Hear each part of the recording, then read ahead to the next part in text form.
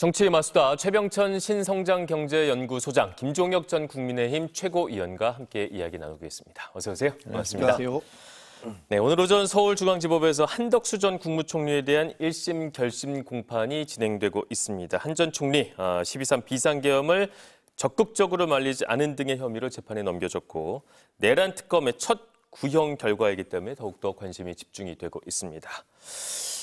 특검의 의견 진술이 길어지면서 오전 재판은 그대로 마무리가 됐고요. 조금 전 오후 2시부터 재판이 다시 시작되니까 구형 소식이 들어오는 대로 그 얘기 조금 더 나눠보도록 하고, 일단 오늘 검찰의 구형 어느 정도로 예상을 하시는지 궁금하네요. 이게 형법에 이제 내란죄 파트가 있는데요. 거기에 우두머리 파트가 있고, 네. 중요 임무 종사자가 있고, 그다음에 단순 관여자가 있거든요. 근데 이제 지금 한덕수 전 국무총리 같은 경우 중에 해석하기에 따라 좀 다르겠지만, 네. 중요 임무 종사자로 볼 해석할 여지가 있어가지고 그 경우에는 사형 무기 5년 이상으로 돼 있어요. 네. 그래서 제가 보기에는 한 5년에서 10년 사이 정도가 나올 확률이 높지 않을까 싶습니다. 네. 해석의 여지는 있겠지만 중요 임무 종사 정도로 보신다. 네. 그죠? 네. 어떻게 보십니까? 좀 있으면 이제 그 구형이 나올 텐데 저희가 미리 얘기를 하는 것 자체가 재밌잖아요. 현명한 판단은 아닌 것 같은데. 네. 근데 이제 중형을 구형할 것 같아요. 중형이다. 특검의 입장에서는 중형을 구형할 것 같은데, 그게 왜 그러냐 하면 사실 지금 이제 윤석열 전 대통령에 대한 재판은 진행되고 있잖아요. 그러니까 그 비상계엄의 성격을 뭘로 규정할 것이냐, 이게 내란이냐 아니냐를 놓고 지금 재판을 하고 있는 거예요. 아직 네. 1심 판결은 안 나왔어요. 그렇죠. 정치적으로는 민주당에서 이건 내란이다라고 주장을 하고 있지만 법적인 결정은 아직 된 게 아니거든요. 근데 좀 특이하게도 총리에 대한, 어떻게 보면 대통령 밑에 있는 총리에 대해서 이것을 어떻게 바라볼 것이냐에 대한 판결이 먼저 나오는 거 되잖아요. 어찌 보자면 선우가 좀 바뀐 부분이 서로가 있는 바뀐 거죠. 모양이죠. 네. 그러니까 주범이 있고 종범이 있다면 그렇죠. 주범에 대한 판결에 따라서 종범을 결정을 해야 되는데, 지금은 총리에 대한 걸 먼저 결정하면 그것에 의해서 영향을 받아서 그 윤석열 대통령에 대한 판결도 내려지게 되는 그런 약간 좀 이렇게 특이한 양상을 보이게 되잖아요. 네. 근데 두 재판부, 지기현 재판부는 재판을 진행하는 게 굉장히 좀 너무 말랑말랑하게 진행하고 있다. 말랑하고 더디죠. 네, 더디고 이런 비판을 받고 있고, 그다음에 이진관 재판부는 상당히 강하게 엄정하게 재판을 진행하고 있다. 이렇게 네. 이런 평가를 받잖아요. 그렇게 될 때 제가 특검이라 하더라도 이거는 이 부분에 대해서는 괜히 딴소리 못하게, 예를 들면 이게 내란이 아니라 윤석열 대통령이 뭐 내란은 아니고 직권남용으로 뭐 직권남용 최고형에 처한다, 이런 얘기를 안 나오게 하려는 게 특검의 전략일 거예요. 네. 그러니까 특검은 이 사람은 내란범이 맞다라는 것들을 그 판사로부터 판결로 인해서 얻어내기 위해서 굉장히 강하게 네. 구형을 할 거다, 이런 생각이 듭니다. 네, 두 분 모두 아마도 5년 이상의 중형이 구형될 것이다, 이렇게 말씀하시는 예상을 논리에 의하면 해주셨고, 무기징역형이 구형으로 나올 가능성이 높다고 봐야 되겠네요. 더 올라갈 수도 있다. 예, 예. 그렇죠. 아니 그건 뭐 제가 그걸 전혀 모르지만, 네네. 어쨌든 특검의 입장에서는 강하게 구형을 할 거라고 보여져요. 네, 알겠습니다. 말씀하신 대로 사실 주범이 나오고 종범이 나와야 되는데 이게 좀 순서가 바뀐 점도 있고, 근데 이렇다 보면 어쨌든 첫 번째 그 내란 혐의 관련자들 중에 첫 번째로 구형이 되는 것인 만큼 오늘의 결과가 다른 어떤 재판과 구형에 또 가늠자 어떤 영향을 줄 수도 있다, 이렇게 보시는지요? 영향이 완전히 없지는 않겠죠. 근데 네. 지금 각각이 좀 진행되는 게 있기 때문에 이거를 이제 이 재판에 의해서 윤석열 대통령이 직접적인 영향을 받는다기보다, 네. 그러니까 지금 내란 재판은 실은 케이스가 한 개밖에 없거든요. 5.18 관련돼서 전두환 노태우 전 대통령한테 적용됐던 거기 때문에 당시에는 이제 사형이랑 무기징역이 됐었거든요. 네. 그런데 이거는 이제 규모가 좀 더 커가지고, 규모가 관계된 사람이 커가지고 이제 어떻게 될지는 좀 더 봐야 될 것 같습니다. 그리고 다행히 이제 우리가 12.11에당 5.18과 다른 점은 인명 피해는 또 없었거든요. 네. 그래서 이제 그런 점들까지 고려해서 이제 좀 종합적으로 판단하지 않을까 싶습니다. 네, 물론 다 개별적으로 진행이 되지만 어쨌든 어떤 결과가 나오면 다른 재판과 다른 구형에도 좀 당연히 영향을 미치죠. 영향이 예를 끼칠 들면 수밖에 없을 거예요. 한덕수 총리는 내란죄로 판결이 네. 선고가 내려졌는데, 네. 예를 들면 윤석열 대통령은 내란죄 아니다라고 정말 얘기하면 앞뒤가 안 맞는 것이죠. 앞뒤가 안 맞는 거잖아요. 네, 말이 안 그리고 되니까. 관련자들 다른 군인들 뭐 이런 그 사령관들, 그렇죠. 그럼 재판 여인형부터 시작해서 계속 받고 있잖아요. 다 받고 있는데, 이런 사람들에 대해서도 마찬가지겠죠. 뭐 네. 총리는 예를 들면 내란죄에 해당된다, 이렇게 얘기를 하는데, 이쪽에 실질적으로 병력을 동원했던 군 뭐 이런 사람들은 내란죄가 아니다라고 얘기할 수 그렇게 되면 재판부에 대해서 엄청난 비난이 쏟아질 겁니다. 그러겠죠. 당신들 기준이 도대체 뭐냐? 네네. 당신 판결을 어떻게 믿느냐? 이렇게 될 거예요. 그래서 아마 그런 의미에서도 오늘 지금 이 재판부에서 한덕수 총리에 대해서 어떤 식의 물론 지금 오늘 선고는 아니죠. 네, 오늘은 그냥 구형이죠. 구형만 하는 겁니다만 구형의 내용을 보면 대충의 특검의 인식을 볼 수 있고 네. 그리고 재판부가 이제 그걸 어떻게 받아들여서 선고를 어떻게 하느냐 그걸 보면 그거에 따라서 다른 재판들이 영향을 받을 가능성이 크다 이렇게 보여지죠. 네, 조만간 아마 구형 결과가 나올 것이고 속보가 전해지는 대로 추가적으로 좀 근데 이야기를 이거요 제가 나누도록 한 가지만 하겠습니다. 말씀드리고 싶은 건 네. 참 굉장히 불행한 사태잖아요. 그럼요. 이게 참 불행한 사태인데 저는 한덕수 총리가 책임을 져야 된다고 생각을 합니다. 네. 왜냐하면 이 국가적인 어마어마한 별난 사태였는데 이런 것들에 대해서 공무원이 뭐예요? 공무원은 그 국가와 국민에 대해서 봉사하고 일하라고 그래서 직업적 안정성을 보장해 주는 거고 그다음에 끝난 다음에 연금도 일반 국민들보다 훨씬 많이 받지 그렇죠. 않습니까? 그리고 더구나 한덕수 총리 같은 경우는 정말 꽃길을 걸으신 분이에요. 총리를 몇 번 하셨습니까? 그리고 가장 그 모든 사람이 선망하는 공무원이셨잖아요. 그렇다면 국가가 그런 굉장한 위기의 순간에 대통령이 잘못된 판단에 의해서 엉뚱한 결정을 내리려고 할 때 한덕수 총리는 몸을 던져서 막았어야 돼요. 그렇죠. 네. 그게 그분에게 주어진 그 책무였단 말이에요. 근데 그런 것들을 하지 않았습니다. 그러니까 이런 것들에 대해서 우리 사회가 어떻게 받아들일 것이냐. 그러면 공무원들은 속된 말로 꿀 빠는 보직으로 그냥 주어진 혜택만 누리고 네. 그다음에 뭔가 결정을 내려야 되고 책임져야 될 일은 그냥 빠져버린다?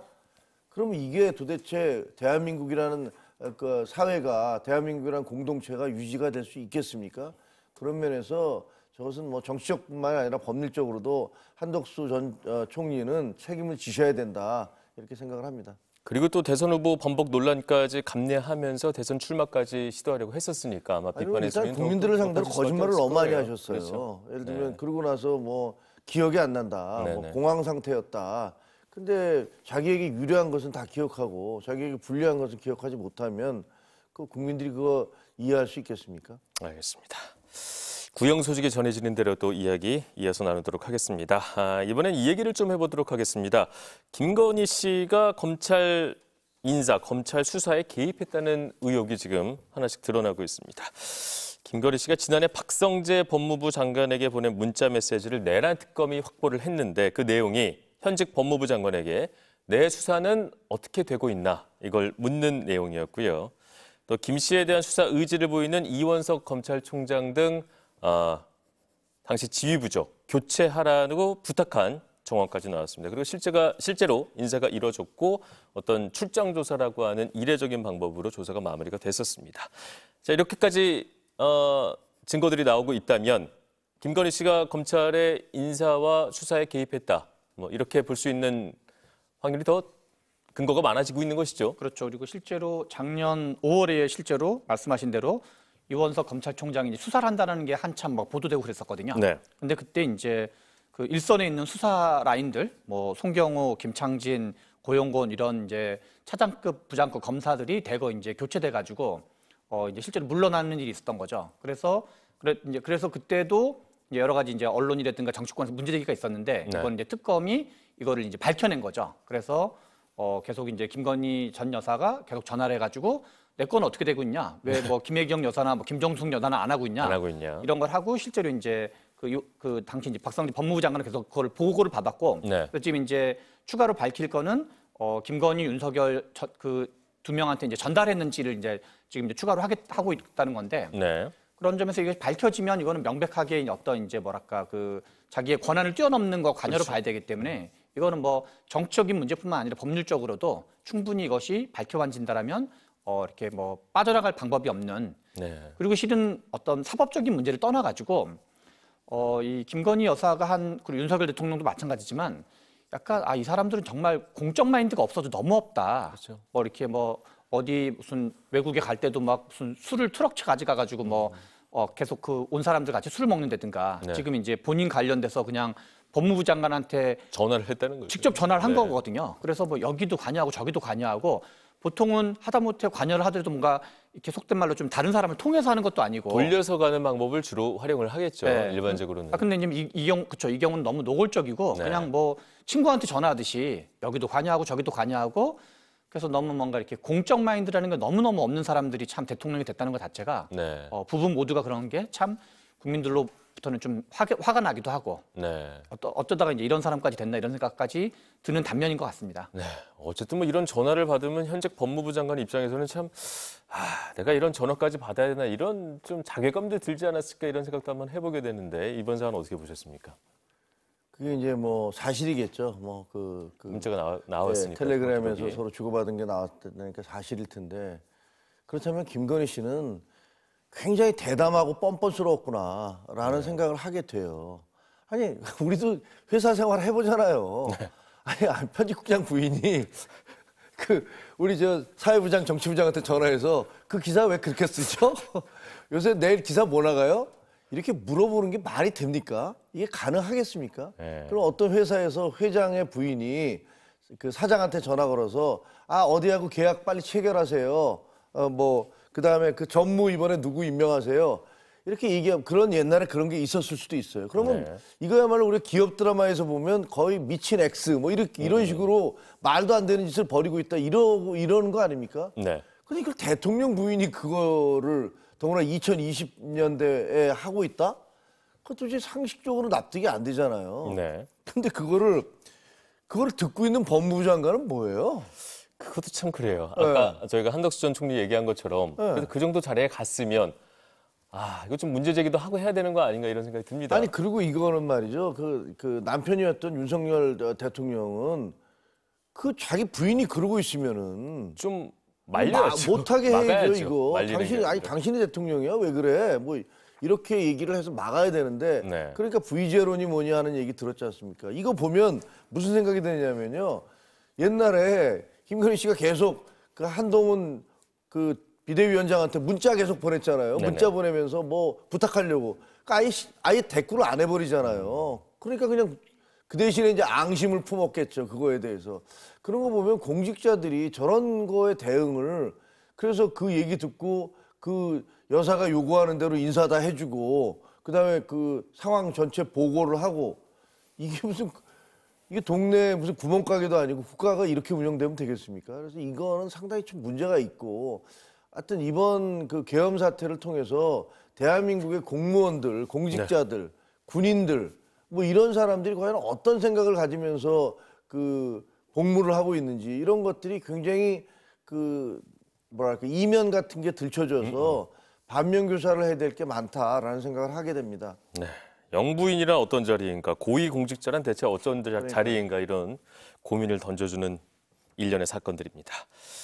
근데 이제 이런 것들이 자꾸 드러나기 시작하니까 이미 뭐 너무나 많이 드러났지만 당시에 이제 불법 비상계엄을 한 게 대체 왜 지금 했을까라는 의문이 많았는데 이 김건희 씨의 사법 리스크도 어떤 계엄의 동기 중에 하나가 되는 것 아니냐 이런 말에도 꽤나 설득력을 느껴지게 됩니다. 그 부분은 어떻게 보십니까? 실제로도 이제 그때 뭐 소위 말하는 어떤 명태균 수사 관련돼서 뭐가 좀 터질 거다라는 스모킹건 얘기가 그때 얘기가 좀 많았죠. 있었었잖아요. 그래서 근데 실은 제가 이제 어느 교수님을 한번 최근에 만난 적이 있었는데 그분은 이제 외국에 있다가 오신 교수님인데 자기는 약간 계엄 가능성을 예상했다라는 얘기를 하시더라고요. 예상했다. 왜 그러냐면 이게 제3세계에서는 아주 흔한 일이라는 거예요.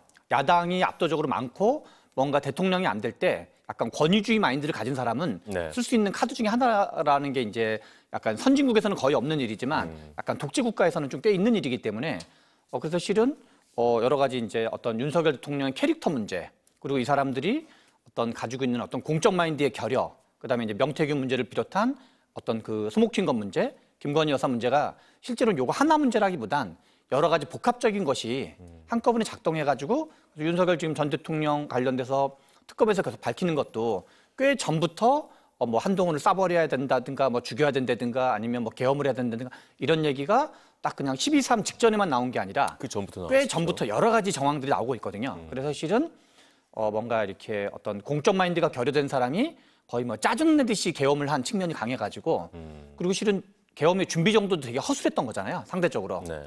그런 점에서 여러 가지 원인이 좀 복합적으로 작용해서 된 측면이 있지 않나. 거기는 이제 김건희 씨에 대한 어떤 수사 문제, 그다음에 명태균 복합적으로. 관련된 문제 이게 좀 같이 결합돼서 된 것이 아닌가 싶습니다. 네. 근데 뭐 독재 국가나 후진국에서 이런 일이 뭐 있을 수도 있다고 한들 그래도 이제 대한민국은 선진국이고 이런 일이 있을 거라고 어떤 국민들 생각을 안 했기 때문에 더욱더 충격적인데 역시 그 부분에 김건희 씨의 이런 행동들도 영향을 줬다 이렇게 볼 수는 있을 것 같습니다. 영향을 많이 준 것 같아요. 왜냐하면 그 계엄 발표를 하면서 반국가 세력을 일거에 척결하겠다라고 얘기를 했잖아요. 충격적이었죠. 네. 근데 저는 뭐 민주당을 반국가 세력이라고 얘기하는 것도 전혀 말이 안 된다고 생각을 하지만 네. 거기다가 체포 대상에 한동훈 그때 집권 여당의 대표도 들어가 있어요. 아니, 집권 여당의 대표 자기 당에서 하는 사람이 반국가 세력이라고 하는 거나 데려와라 쏴 죽이겠다라고 뭐 군인들한테 얘기를 했다니까 이게 논리적으로 전혀 말이 안 되잖아요. 네. 그러니까 무슨 뭐 반국가 세력이니 뭐니 이런 건 다 헛소리에 불과하고 그냥 개인적인 감정인데 저는 딴 거는 몰라도 만약에 한동훈이 포함되지 않았더라면 모르는데 포함시킨 걸로 봐서는 계속 자기 부인에 대해서 이 사람 사과해야 됩니다. 그리고 뭐 해외 같은 나가면 안 됩니다. 그리고 라인을 차단해야 됩니다. 김건희 라인을 잘라내야 됩니다. 이런 걸 계속 요구해 왔잖아요. 네. 그거 외에는 뭐 쏴 죽이거나 도대체 체포 대상으로 삼을 이유가 뭐 있어? 자기 당인데 한 것은 자기 부인에 대한 어떤 뭐랄까 문제점들을 제기한 건데 네. 그런 면에서 보면 아마 그런 분노감 뭐 감히 내 와이프를 건드려 이런 느낌. 이런 것들에 대한 분노감이 상당 부분 작용을 한 것 같다. 뭐 그걸로 해서 100% 했는지 여부는 뭐 머릿속에 들어가지 않았으니까 알 수가 없는 거지만 그러나 주장해왔던 것들의 논리적인 구조를 보면 네. 저건 자기 부인 그야말로 영부인 때문에 영향받은 계엄 그리고 누가 말한 대로 전 세계에서 최초로 SNS 일마 극우 유튜버들에 의해서 좌우돼서 행한 계엄 이런 것들이라는 평가를 받을 수도 있겠다라는 생각이 듭니다. 네, 알겠습니다. 근데 이제 계엄이 있기 전에도 사실 뭐 저작거리에서 김건희 씨가 부의 제로다 이런 소문은 있었지만 많은 국민들이 또 설마 뭐 그렇게까지 하겠어 하는데 요즘 드러나는 것들을 보면 너무 놀라게 되고 그럼 그 예전에 국민의힘 내부에서는 그래도 많은 정보들을 좀 갖고 있었을 텐데 비교적 국민들에 비해서는 근데 국힘 안에서도 이 정도 일주까지는 상상을 못했던 부분일까요? 일단 명태균이라는 사람의 존재를 저도 최고위원이었는데 전혀 몰랐어요. 그래서 우리 그거 터지고 난 다음에 최고위에서 이 사람이 도대체 누구냐. 그러니까 알고 봤더니 뒤에서 알만한 사람들은 또 다 알았더라고요. 또 알만한 사람들은. 뭐 이른바 친윤계 쪽에 그리고 영남 쪽에 있는 사람들은 상당 부분 많은 사람들이 또 서울에 있던 어떤 의원들도 그렇고 이렇게 네트워킹이 있었더라고요. 그런 거 보면 아이고 참 누가 지금 김건희 여사가 저렇게까지 개입을 했으리라고 생각을 했겠습니까? 알겠습니다. 다음 얘기로 넘어가 보겠습니다. 이제 여당인 민주당 법원 개혁의 드라이브 내란 특별재판부로 대표될 수가 있겠죠. 드라이브를 걸고 있습니다. 오늘 정청래 대표의 최고위 발언 듣고 돌아오도록 하겠습니다. 이진관 판사에 대한 모욕과 조롱이 도를 넘어도 한참 넘었습니다. 이는 조희대 사법부가 자초한 일이라 저는 생각합니다.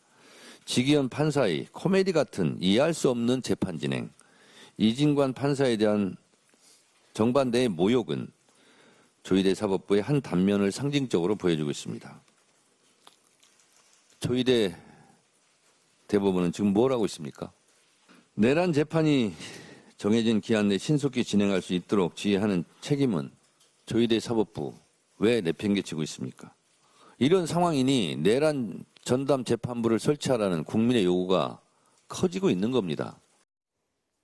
네, 사법부에 대한 비판의 목소리는 계속해서 높아지고 있고 결국 여당이 내란 특별재판부 설치에 나설 것으로 이제 보입니다.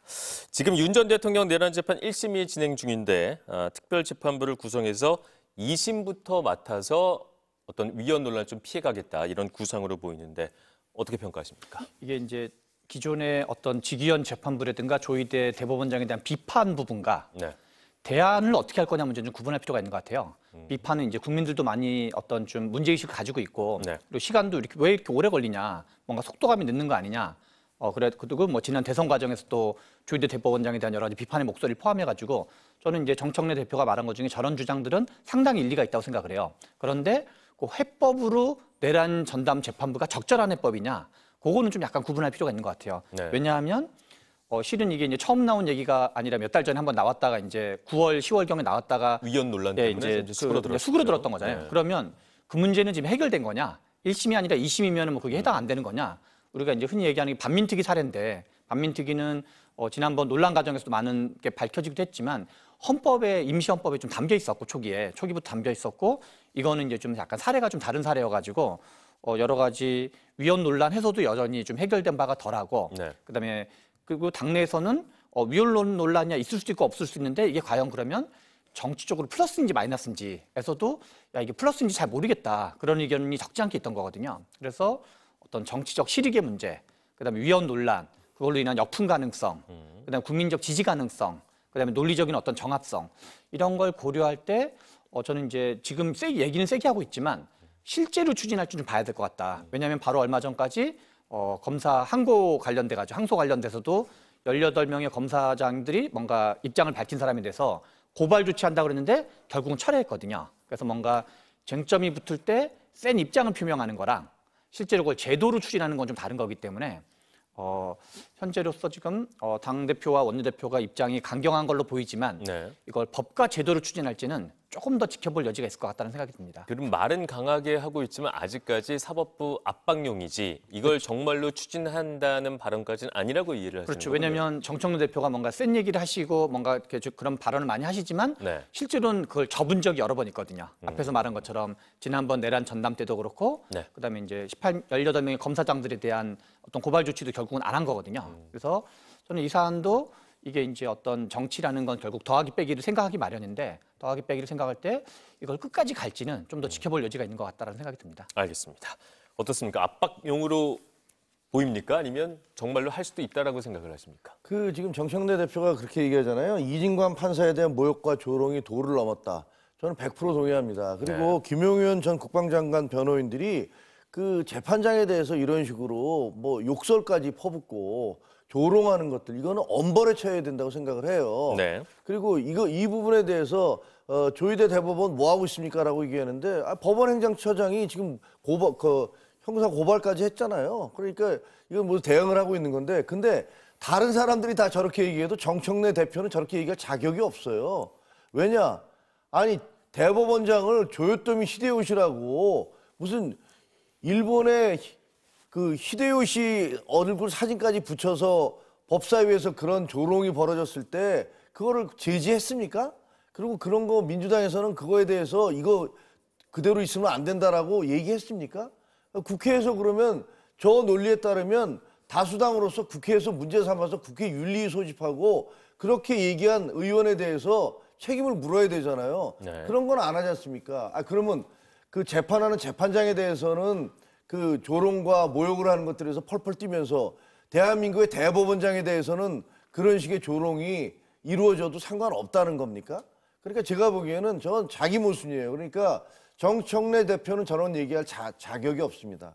그리고 지금 얘기하는 대로 그 내란 전담 재판부인데 이건 사실상 특별재판부잖아요. 전담 재판부라는 건 가사라든가 노동이라든가 뭐 이런 전문성을 요구하는 여러 가지 사건들이 들어오는데 그 전문성이 필요하기 때문에 그거를 묶어서 하는 게 전담 재판부예요. 근데 이게 지금 그 내란 전담 얘기하는 내란이 뭐 수시로 발생합니까? 비상계엄 아무나 발동합니까? 딱 이 사건 하나를 가지고 하는 거예요. 그러니까 이거는 특별재판부고 특별재판부는 대한민국 헌법이 규정 못하게 하고 있습니다. 근데 그걸 이름만 바꿔서 이것을 뭐 전담재판부라는 이름으로 밀어붙이려고 하는 거고 그다음에 과거에는 1심, 2심, 3심 어떻게 세 군데 다 설치하겠다는 거냐 뭐냐 이런 비난이 나오니까 지금은 이제 2심에만 설치하겠다 이렇게 얘기를 합니다. 왜? 1심은 이제 다 끝나가잖아요. 네. 그러니까 이 주장 자체는 그 헌법적으로도 전혀 말이 안 되는 얘기인데 왜 이런 얘기를 꺼내느냐? 지금 민주당 내가 시끄럽거든요. 민주당 내부가 서로 뭐 내부 갈등 때문에 무슨 시끄럽고 그러니까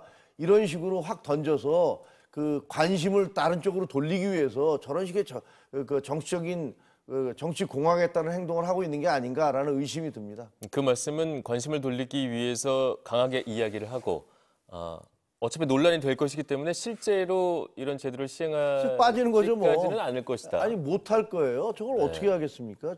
아니, 법적으로 저게 당장 위헌 소송이 들어갈 것이고 논란이 계속 벌어져서 다른 사건들 다 그러잖아요. 뭐 재판 중지법도 그렇고 그다음에 무슨 그 18명 그 검사장들에 대해서 사표를 내니까 사표도 안 수리하겠다. 그냥 이 사람들 징계하겠다 그랬다가 그냥 쓱 빠져버리고 네. 뭐 이런 식으로 계속 논점을 흐리기 위해서 아주 강한 그 발언들을 해놨다가 그다음에 쓱 빠져버리는 뭐 이런 식의 태도를 보여왔고 이것도 그거와 비슷할 거라고 저는 봅니다. 네. 또 만약에 직위원 1심 재판부에서 아마 내년 1월쯤 혹은 2월쯤 이제 결과가 나올 텐데 거기서 국민들이 납득할 만한 중형이 선고가 된다면 또 약간 전담 재판부를 설치해야 되느냐 이런 얘기도 나올 수 있을 것 같습니다. 그 부분은 어떻습니까? 아니 거꾸로 오기도 하죠. 왜냐하면 국민들이 납득할 만한 중형이 했는데 전담 재판부를 꼭 굳이 왜 하겠어요?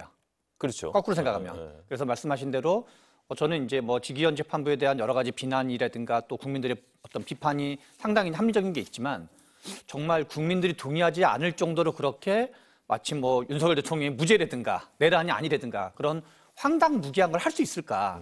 왜냐하면 우리 지난번에 헌법재판소도 뭐 소위 말하는 약간 보수 쪽 분들, 중도 쪽 분들, 진보 쪽 분들이 있었지만 네. 결국 만장일치가 나온 거였잖아요. 여러 가지 뭐 조마조마하는 게 전혀 없진 않고 뭔가 이렇게 합의를 이루는데 약간 너무 좀 늦은 거 아니냐라는 거 있긴 하지만 아무튼 만장일치로 나왔는데 저는 이게 어떤 판사라는 사람이 국민적 상식과 너무 많이 동떨어지는 더군다나 이게 뭐 한두 명이 본 것도 아니고 이게 무슨 몰래 어디서 벌어진 사건이 아니라 그럼요. 온 국민이 다 지켜봤고 나라 전체가 시끄러웠고 국제적으로도 엄청 화제거리였던 사건을 그래서 여러 가지 이제 어떤 재판부에 대한 압박 같은 거는 저는 필요하다 생각을 해요. 그러나 이거를 어느 간땡이 큰 재판부가 이거를 아니라고 하는 거는 저는 국민 눈높이를 너무 많이 벗어나는 건 될 가능성은 거의 없다라는 생각이 좀 듭니다. 알겠습니다. 자, 이제 국내 정치 얘기로 다시 좀 돌아가 보겠습니다. 이재명 대통령이 중동, 아프리카 등 해외 순방 마치고 오늘 아침에 귀국했습니다. 사실상 뭐 관세 협상, 외교 일정 이제 마무리가 된 거고 이제 국내 문제에 집중하게 될 것 같은데 일단 이재명 대통령이 앞으로 처리할 최대 현안은 무엇이라고 전망하십니까? 저는 이제 그 이재명 대통령이 그런 고민을 하고 있기도 하고 하실 필요가 있다 생각이 드는데 네. 최근에 이제 그 트럼프 대통령이랑 에이펙이라든가 등등 한 이후에 지지율이 한 조사마다 다르지만 5 내지 6% 정도 올랐거든요. 올랐죠. 갑자기 평 하고 이제 이렇게 점핑하듯이 올랐는데 네. 그럼 왜 올랐을까? 그리고 이전에 지지율 움직임과 다르게 현저하게 올랐거든요. 저는 약간 그중에 한 3분의 2 정도는 핵잠수함이었다고 생각이 들어요. 그건 뭐 해석은 사람마다 다를 수 있겠지만 네. 그 전체 중에 근데 어디가 많이 올랐냐? 서울과 청년들이 많이 올랐거든요. 네. 약간 속된 말로 이재명 대통령 혹시 친중 아니야? 라고 의심하던 중도 및 보수 일부가 있었는데 그 어떤 트럼프 대통령과의 관계에서 핵잠수함 관련된 핵 연료 좀 보급해달라라고 어떻게 보면 이제 안보 쪽 중도 보수 분들이 많이 하시던 얘기를 받아가지고 한 거거든요. 네. 그리고 또 이번 과정에서도 알렸지만 역대 대통령은 노무현 대통령이 됐건 뭐 어느 대통령이 됐건 그런 걸 일관되게 추진했다는 거거든요. 문재인 대통령 포함해가지고. 그래서 저는 국가적 사안 그리고 국민적 합의 수준이 높은 걸 했기 때문에 지지율이 점핑했다 생각해요. 다시 말해서 유권자로만 보면 진보도 있고 중도도 있고 보수도 있지만 대통령이 오히려 국민을 좀 포괄하는 중도가 됐건 보수가 됐건 국익에 도움이 되는 거를 두텁게 그 이슈를 추진할 때 지지율이 점핑을 한 거거든요. 그런 점에서 오히려 저는 어떤 국내 정쟁적 이슈에는 대통령은 좀 거리를 두고 민주당이 맞고 그런 그렇죠. 문제는. 그리고 민주당 역시도 실은 안 그러면 더 좋은 거죠. 민주당 문제도 어떤 민생 문제를 하면 더 좋은 거니까. 네. 물론 검찰개혁, 사법개혁은 필요한 거는 그걸 하더라도 어떤 적절한 비중을 좀 조절한다 그럴까요? 그래서 저는 오히려 지금 크게 문제가 되고 있는 게 어떤 고환율 문제. 그렇죠. 그다음에 이제 뭐 코스피를 둘러싼 논란. 이제 물론 미국에서 이제 AI 거품론 같이 나오긴 했지만 네. 그리고 최근에 민주당이 했던 뭐 자사주 소각 의무화법이라든가 그거는 자본시장 선진화에 대한 거는 여의도에 있는 약간 이제 애널리스트라든가 아니면 좀 투자에 관심 있는 분들도 관심이 되게 많거든요. 네. 그래서 민주당에 대해서 이제 평가가 좋은 파트가 있고 약간 비판적인 파트가 있다고 할 때 평가가 좋은 분야 결국 그건 다 경제, 외교, 민생 관련된 많기 때문에 경제, 외교, 민생과 관련된 이슈를 대통령께서 좀 뭔가 좀 주도적으로 네. 진행하는 게 제가 보기에는 어떤 이제 그 국정 지지율이 됐건 당 차원에서도 조금 더 이제 어떤 지혜로운 접근이 아닌가라는 생각이 듭니다. 네, 정쟁적인 사안보다는 경제를 포함해서 온 국민이 관심 가질 어떤 민생 그쪽을 집중하는 게 낫다 이런 네. 말씀을 주셨습니다. 어떻게 보십니까? 저는 뭐 거의 다 동의하는데요. 네. 먹고 사는 문제를 해결해야 되잖아요. 지금 민주당이 집권 이래로 당에서 내놓은 얘기는 다 정치 이슈예요. 사법개혁, 검찰개혁, 그다음에 무슨 내란과 관련된 공무원들 색출하려고 핸드폰 다 제출해라. 이거 다 설득력 없는 얘기거든요. 일반 국민들 중에서 재판받는 사람이 몇 명이나 되겠습니까? 검찰에 가서 조사받는 분이 몇 명이나 되겠어요. 그리고 그중에서 여기서 얘기하는 정치검찰과 관련되어 있는 국민들이 몇 명이나 되겠습니까?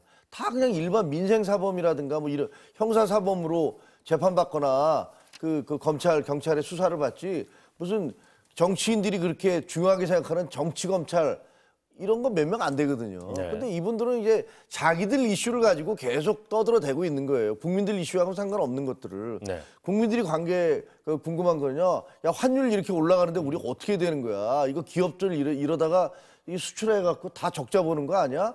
야, 그리고 우리 해외여행 갈 때 이거 돈 얼마나 써야 되는 거야. 뭐 이런 부분들. 그리고 여천단지, 화학단지가 거의 지금 다 문 닫고 거의 흉가가 돼간다는데 이거 어떻게 세울 거야. 그다음에 거제도에 무슨 조선사업 미국하고 뭐 관계가 좋아져서 경기는 좋아질 것 같다는데 그 주변에 그 상인들은 다 철시하고 이런다는데 이거 어떻게 할 거야. 다 먹고 사는 문제잖아요. 네. 다 그리고 정치가 해야 될 것도 먹고 사는 문제예요. 그 민주당에서 계속 내고 있는 것은 국민들의 삶과 민생과 관계없는 자기들의 이야기를 계속 지금 떠들고 있는 거란 말이에요. 그거는 국민의힘도 마찬가지예요. 그래서 저는 대통령이 들어오시면 이런 부분들 해외에 가서 쭉 여러 가지를 보고 오셨으니 우리 국민들이 먹고 사는 문제를 어떻게 해결할 것인가 이 부분에 집중을 해야 된다라고 생각을 합니다. 집중해야 된다고 말씀을 하시면 실질적으로 그렇다면 민주당이 하고 있는 어떤 정쟁적 요소에 대통령도 참전을 하게 될지 아니면 실제로 말씀하신 대로 어떤 경제 현안에 더 집중하게 될지 어느 쪽으로 예측을 하십니까? 저는 강훈식 비서실장이 심지어는 기자회견까지 하면서 얘기했잖아요. 제발 대통령을 정쟁에 끌어들이지 말아달라라고 네. 얘기하는 거 아닙니까? 다르게 가겠다. 그게 본심일 거라고 생각을 해요. 일단 대통령이 됐으니까 나는 그 광범한 지지를 받아야 되고 국가를 위해서 일해야 된다는 생각이 없겠습니까? 있을 거라고 생각해요. 근데 자꾸만 당에서 정치적인 이슈를 가지고서 이 정쟁으로 몰아가니까 그런 부분들에 대해서는 불만이 상당히 있을 것이다라고 생각합니다. 네, 알겠습니다. 지금 얘기 나왔던 민주당의 어떤 정치적인 이슈 한 가지 더 짚고 가보겠습니다. 정청래 더불어민주당 대표가 주도하는 대의원과 권리당원 1인 1표제 도입으로 한동안 시끄러웠고 당내 반대 의견도 있었지만 최종 결정이 일주일 연기가 됐습니다. 결국 뭐 당 지도부는 추진하는 쪽으로 가지 않을까 이렇게 예상들을 하고 있는데 이번 1인 1표제 어떻게 평가하세요?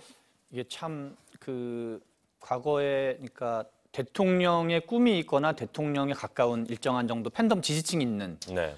분들은 정청래 대표만이 아니라 그전에도 약간 이런 경향을 다 좀 했었다고 봐야 돼요. 네. 왜냐하면 1인 1표를 강화하고 대의원권을 축소하자는 건 대표 시절에 이재명 대표도 약간 비슷한 입장이었고 그래서 이재명 대통령의 그거를 뭐 받아 이어가는 것이다 이런 얘기를 그렇죠. 하고 그게 이제 있죠. 정청래 대표가 얘기하고 표방하고 있는 명분이기도 하고 네. 또 이제 지금은 친명적 분들은 약간 비판적인 거거든요. 네. 왜냐하면 이 정청래 대표는 약간 팬덤이 있는데 지금 이재명 대통령을 제외하면 소위 말하는 범친명적 분들의 팬덤 있는 정치인은 이제 정청래 대표에 비해서는 상대적으로 이제 좀 작기 때문에 약하죠. 네. 뭐 약하거나 아니면 이제 팬덤이 있는지가 약간 갸우뚱한.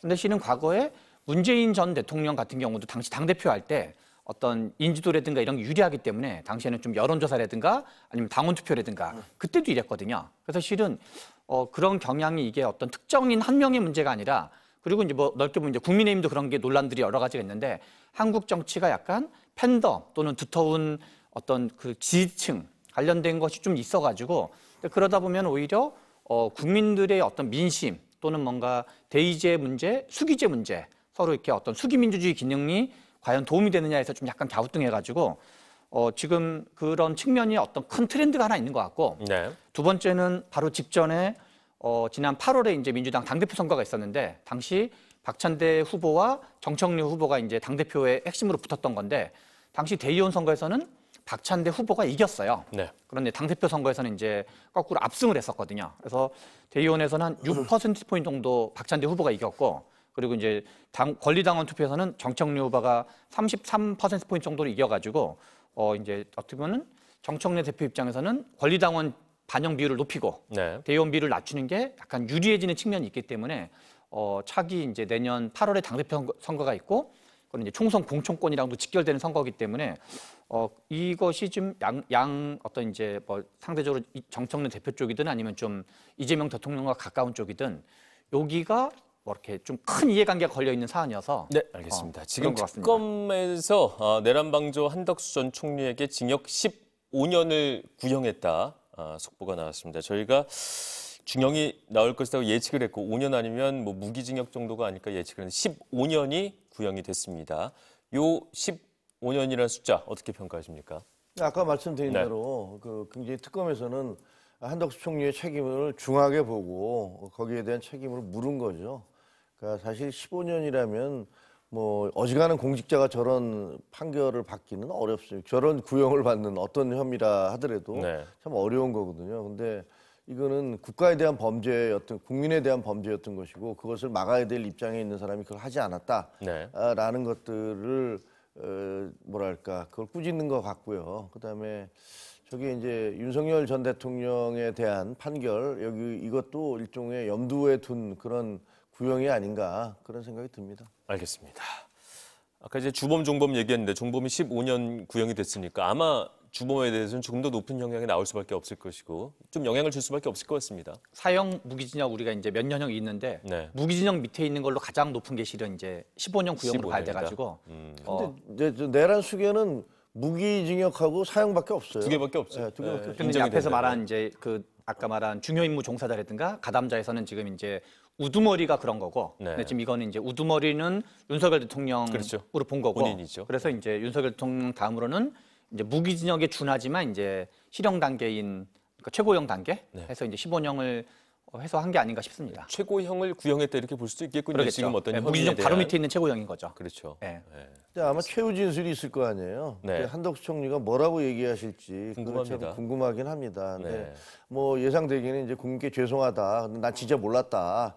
그 기억 안 난다. 뭐 이렇게 하지 않을까. 근데 아마도 좀 막지 못한 것들에 대해서 죄송하다라는 쪽에 좀 더 포인트를 두지 않을까 그런 생각이 들어요. 지금도 화면이 나오고 있지만 앞서 기자들의 질문에는 아무런 답을 하지 않고 아침에 들어갔었는데 최후 진술이 있으니 거기서는 뭐 어떤 발언이든 자기 입장을 하겠죠. 얘기를 하시겠죠. 네네, 근데 할 수밖에 이거 없겠죠. 보면은 참 국가적인 비극이죠. 네. 또 공무원 하나 제대로 키워내려면 얼마나 많은 투자가 있어야 되는 겁니까? 근데 저분이 이제 2번이나 총리를 하신 분인데 저런 식의 그 마무리를 하게 된다는 거는 국가적으로 참 비극이고 결국은 대통령의 잘못된 결정이 얼마나 많은 사람들을 불행으로 몰아넣는가라는 것들을 갖다가 단적으로 보여주는 그런 현장이다라고 할 수 있을 것 같아요. 알겠습니다. 한덕수 전 국무총리의 최후 진술 내용이 혹시 들어오게 된다면 그 소식도 함께 전해드리도록 하겠습니다.